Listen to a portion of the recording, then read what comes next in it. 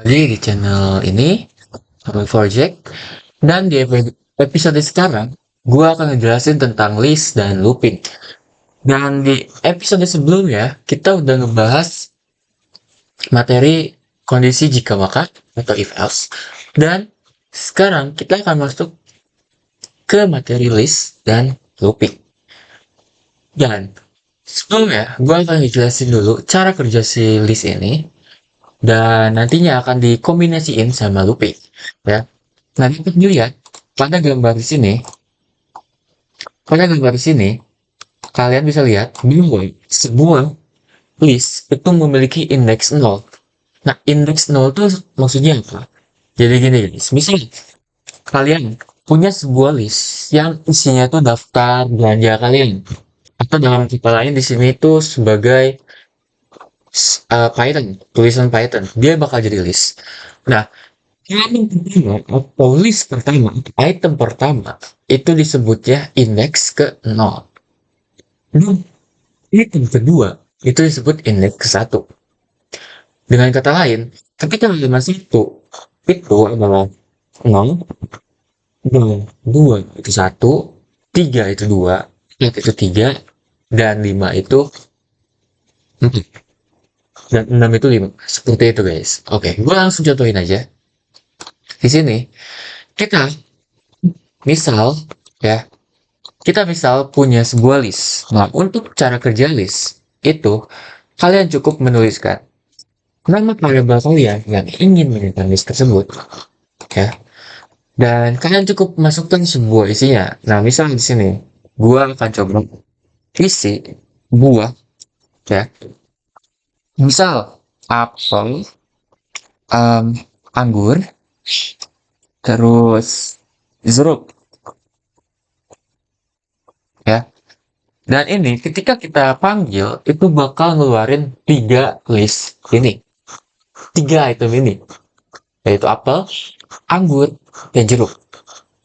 Dan di sini indeksnya itu dimulai dari 0. Yang berarti apel ini itu 0, anggur ini itu 1, jeruk ini itu 2. Seperti itu. Oke. Nah, gimana sih cara agar kita bisa akses yang spesifik? Misal, gue pengen panggil anggur aja, ya.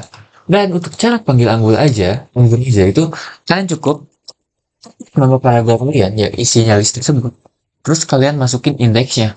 Nah, di sini anggur itu indeks berapa? Indeks 1 kan. Nah, kalian cukup masukin 1 dan jalankan kode itu. Maka hasil outputnya tersebut bakal ngeluarin anggur. Dan bentar guys, ini ada error. Oke, sorry guys, dia error. Nah, lihat. Di sini buah indeks 1 itu ngemunculin anggur.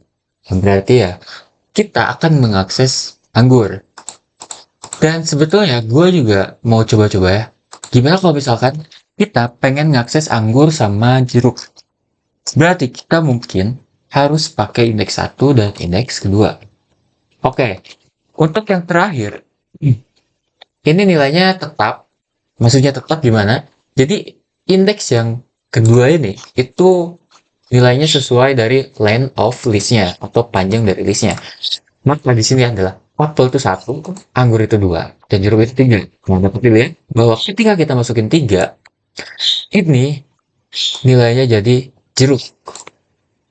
Oke, jadi dari 1 ke 3, dari indeks 1 yaitu anggur sampai ke indeks terakhir yaitu 3. Dan ada cara lain, bisa kalian pengen dari sini sampai akhir dan kalian punya list panjang, kan gak mungkin kalian gini. Kalian hitung indeksnya. Nah, kalian cukup masukin -1. Yang berarti -1. Bentar ya. Yang berarti ketika kalian akan mau mengakses dari indeks 1 ini sampai akhir, kalian cukup tulisan seperti ini. 1 berbanding dengan 0 atau tidak ada isinya. Seperti itu. Nah, untuk list itu ada sifat-sifat utamanya. Yang pertama tuh berurutan dan nilainya tuh nggak bakal berubah. Misal kalian punya gini, ini bakalan terus berurutan.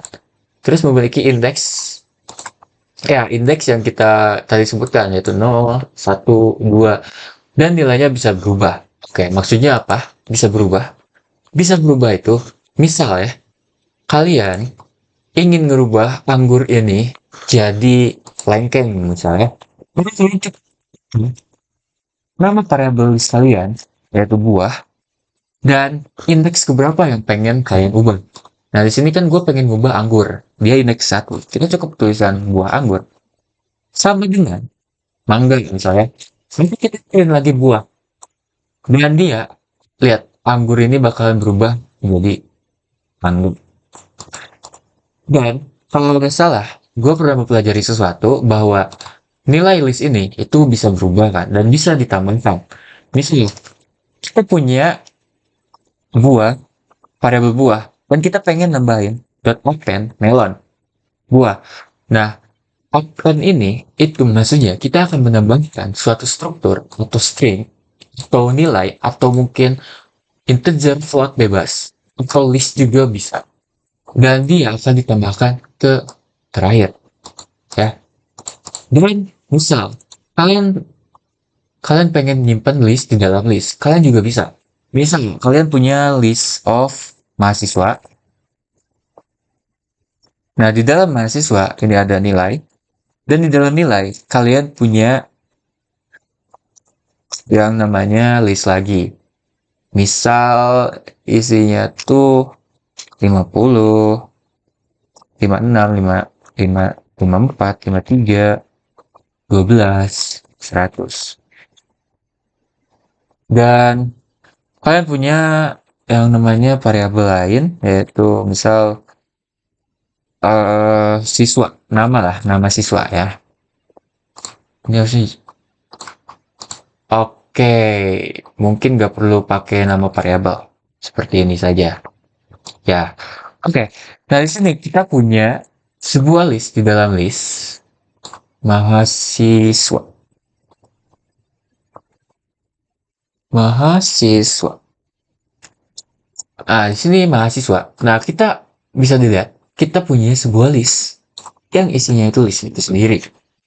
Yang dimana di sini kita anggap aja ini tuh variabel nilai dan ini itu variabel nama dan dia bakal menjadi mahasiswa.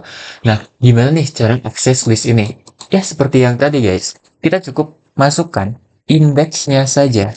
Misal mahasiswa indeks 0 ya, karena kita pengen ngakses nilainya aja. Ya seperti ini. Dan di dalam list ini kita bisa punya list lain. Jadi ini bisa banyak list di dalam list dan di dalam list. Gitu. Itu namanya nested list ya atau list beranak. Dan hasil ya seperti itu. Oh ya, kita juga bisa nambahin list dengan list ini. Misal anggur ini kita bisa tambahin di sini. Semua objek ini bisa kita nambahin. Cukup mahasiswa dot append ke buah ke mahasiswa dan kita akan coba print isinya jadi seperti apa. Dan hasilnya, ya seperti ini. List yang kita punya di sini itu bakalan menjadi satu di dalam satu list mahasiswa. Oke, dan sekarang kita akan bahas looping. Ya, nah looping ini adalah sebuah konsep yang dimana kalian bisa berulang-ulang mengeksekusi suatu kode. Nah, misal kita bayangin bagaimana jika kita punya list yang isinya tuh 100 nama buah dan ingin mencetak semuanya. Dan kalian tuh ingin mencetak semuanya dan cara yang paling lambat kalian gak mungkin kan menulis print 100 kali atau menulis setiap indeksnya. Itu kalian harus ngetik 100 kali. Itu lelah banget guys. Maka di konsep list di konsep looping ini kita mempermudah list untuk mengakses seluruh value-nya atau itemnya. Ya, yang dimana di sini ya ada suatu kasus studi kasus seperti ini. Ya, dan ini tuh menyatukan episode 2 dan ketiga. Yang dimana nilai ujian kita punya list seperti ini. Ya, 85,65,78,92,45 71. Dan nilai lulus itu list kosong. Karena kita pengen nyimpan nilai lulus ini ketika nilai ujian di atas dicek. Oke? Nah, di sini ada yang namanya for nilai in nilai ujian. Oke, seperti ini dulu guys. Nah, di sini kita pertama untuk perulangan for, kita akan pakai for aja karena dia itu paling simpel ya. Ada yang namanya for i in range 10 ya. Nah, di sini gue akan coba jelasin maksudnya apa. Nah, di sini untuk i sampai dengan angka 10, yang penting dia bakalan berulang 10 kali. Dan i ini dimulai dari 0, 1, 2, 3, 4, 5, 6, sampai 9. Ya, ini tuh 10 guys, karena kita ngitung dari 0. Ini 1, 2, 3, 4, 5, 6, 10. Ya kan? Nah, pengulangan ke i itu maksudnya ya kita nilai i ini, kan nilai i ini bakal selalu berulang dan bertambah 1. Ya. Dan dia berarti dimulai dari 0 sampai 1. Kita juga bisa ngubah. Misal ini dari 1. Kita cukup tambahin dari kiri 1,10. Dan ini dia bakal menilai 1 sampai 9. Dan kita pengen emang harus 10 yang keluar. Ya berarti kita tambahin 1. Yaitu 11. Dan dia bakal berulang 10 kali. Ya. Itu contoh kasus pada apa ya? Sintaks awalnya. Oke. Dan oke, kita bawa lagi deh yang list ini. Yang simple dulu ya, guys. Sebelum ke studi kasus. Oke. Ke copy coy bentar. Wait. Oke. Nah, di sini kita udah punya sebuah variabel atau list. Variabel yang isinya list. Yang isinya tuh apel, anggur, jeruk, atau nama-nama buah. Dan kita pengen selalu cari buah-buah di sana. Dan gini, ini buah tuh banyak ya. Jadi kita cukup for buah in buah, kita print buah. Nah ini cara kerjanya sama guys, sama kayak I in range. Yang berarti dia di mana di sini I-nya itu buah, dia dari indeks ke 0 ya. Ini kan dari awal dari 0 kan. Kalau kita nggak kondisiin seperti ini, itu dari 0 dimulainya. Yang berarti di indeks 0 ini dari buah ini kita akan ngecek dari 0 dulu. 0 ini bakal di print, terus buah ini akan bertambah 1 kayak perulangan ke 1. Maka ini bakal ngecek anggur, dia masuk, dan ketiga itu indeks kedua itu jeruk. Dan ini bisa dilakukan pada list. Seperti itu guys. Ya. Oke, lanjut ke studi kasus kita. Di sini ada nilai ujian dan nilai lulus. Tadi sudah saya jelaskan. Dan di sini ada for nilai in nilai ujian. Yang berarti itu sama kasusnya kayak di sini. For buah dari list buah gitu ya. Dan di sini juga for nilai dari list nilai ujian ya. Kita akan ngeluarin masing-masing nilai dan nilai yang dikeluarin itu akan kita masukkan ke kondisi jika maka, ya kan? Kalian sudah belajar jika maka yang kemarin ya. Kalau nggak paham kalian bisa ulang lagi videonya. Nah, di sini nilai di setiap ujian, misal kita pada perulangan ke 0, ini nilai ini indeksnya tuh 0, maka dia bakal ngejalanin 85 ya. Dan 85 ini dia akan masuk ke namanya variabel nilai. Dan variabel nilai ini itu akan dicek jika nilai itu lebih dari 70. Maka kita print nilai tersebut dinyatakan lulus. Dan hasil dari ini kita akan tambahkan ke nilai lulus ujian. Seperti itu. Ya, dengan cara append nilai yaitu 85 dengan indeks 0 tadi. Ya. Nah, ini program di bawah belum dijalanin. Karena kita harus ke atas lagi. Kita harus mengakses semuanya dari sini. Yang berarti for nilai dari nilai ujian, sekarang kita masuk ke perulangan pertama. Yang berarti ke indeks pertama, guys. Jadi jika indeks pertama ini 65 lebih dari 70 dan itu bernilai false, maka 65 ini gugur. Dia nggak bakal lulus. Jadi dia nggak bakal masuk ke sini guys. Jadi dia nggak ngelakuin.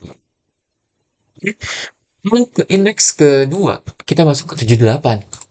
Dan ya, seperti biasa kita cek lagi. Jika 78 itu lebih dari 70, maka kita masukin ke nilai lulus. Seperti itu. Dan ini berulang terus sampai ke akhir apa?